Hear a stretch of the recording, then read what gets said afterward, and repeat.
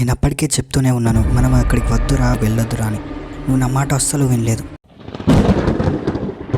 Hi guys, రీసెంట్గా మా schooling అయిపోయింది. నేను మా ఫ్రెండ్ కాలేజ్కని మా విలేజ్కి కొంచెం దూరంలో ఉన్న సిటీ కాలేజ్లో జాయిన్ అయ్యాం.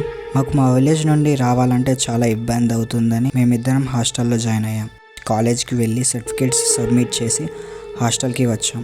ఫస్ట్ డే కాబట్టి హాస్టల్కి ఇంకా ఎవరు రాలేదు. మేమిద్దరమే హాస్టల్కి ఫస్ట్ వచ్చాం. మాకు అవసరమైనవి కొనుక్కుందామని వార్డెన్ పర్మిషన్ అడిగి బయటికి వెళ్ళి సోప్స్, మిర్రర్, ఇంకొన్ని ఐటమ్స్ తీసుకున్నాం. మేము వెళ్ళే వరకు నైట్ 9:30 అయింది. వార్డెన్ డిన్నర్కి రమ్మన్నాడు. నిజం చెప్పాలంటే ఆ ఫుడ్ ఏం బాగాలేదు, కానీ తినాలి కాబట్టి తిన్నాం అంతే. హాస్టల్లో ఎవరు లేకపోయేసరికి హాస్టల్ చాలా సైలెంట్గా ఉంది. సడన్గా హాస్టల్లో పవర్ కట్ అయింది. నేను మా ఫ్రెండ్ బయటకు వచ్చి గేట్ దగ్గర కూర్చున్నాం. టైం 11:30 అవుతుంది. పవర్ ఇంకా రాలేదు. మా హాస్టల్ పక్కకి మొత్తం చాలా చెట్లు ఉంటాయి. మా హాస్టల్ సిటీ అవుట్స్కట్స్లో ఉంది. నాకు సడన్గా ఏదో మేకార్చిన సౌండ్ వినిపించింది.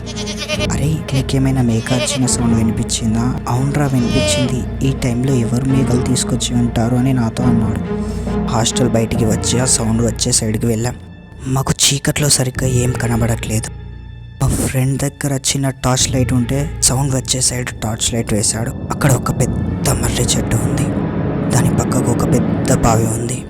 ఆ మర్రి చెట్టు చూసాక నాకు చాలా భయం వేసింది. అరే, హాస్టల్లోకి వెళ్దామని మా ఫ్రెండ్ని అడిగాను. నువ్వు ప్రతిదానికి భయపడతావేంట్రా, ఆగు, అక్కడ ఏముందో చూద్దామని ఆ చెట్టు దగ్గరికి వెళ్ళాడు. అక్కడ ఒక మేక చనిపోయి ఉంది. మేక చుట్టూ రక్తం కనబడుతూ ఉంది.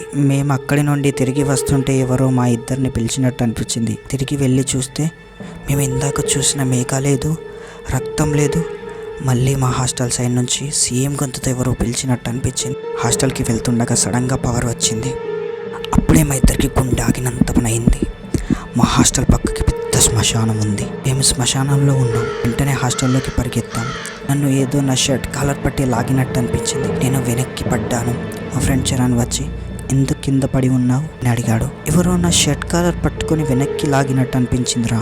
వెనక్కి చూస్తే నిజంగానే కింద పడిపోయి ఉన్నాను. నన్ను ఇంకా ఎవరో బలవంతంగా బయటికి లాగినట్టు అనిపించింది. హాస్టల్లోకి వెళ్ళాం. మళ్ళీ ఒక్కసారిగా హాస్టల్లో నిశ్శబ్దంగా మారింది. మా గుండె చప్పుడు మాకే వినపడుతుంది. మా ఇద్దరి ముఖాలు భయంగా చిమటలు పట్టేసి ఉన్నాయి.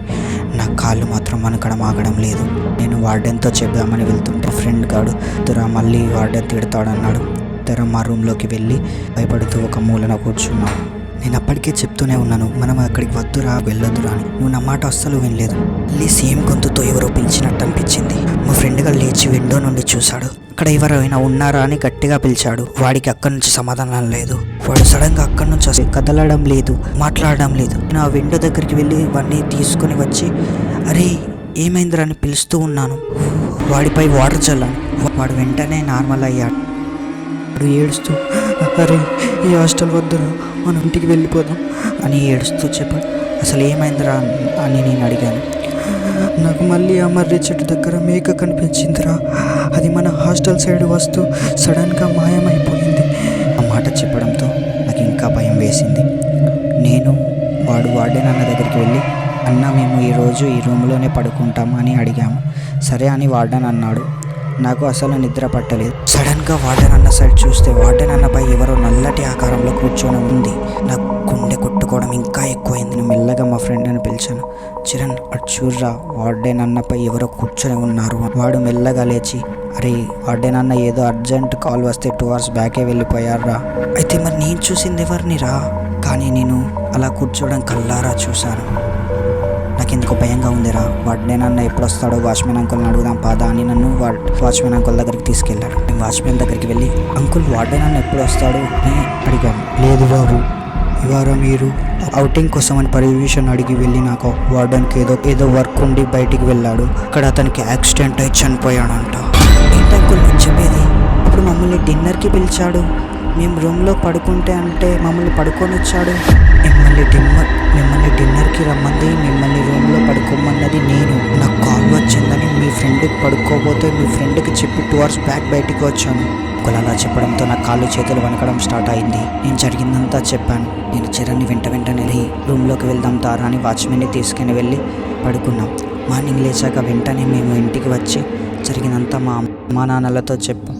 వాళ్ళు కూడా చాలా భయపడ్డారు. మేము ఆ హాస్టల్ నుంచి హాస్టల్ కాలేజ్లో చేంజ్ అయ్యాం. That's it guys. మీకు ఇలాంటి ఇన్సిడెంట్ జరిగితే కామెంట్ సెక్షన్లో తెలపండి. లైక్ చేయండి, షేర్ చేయండి, సబ్స్క్రైబ్ చేయండి.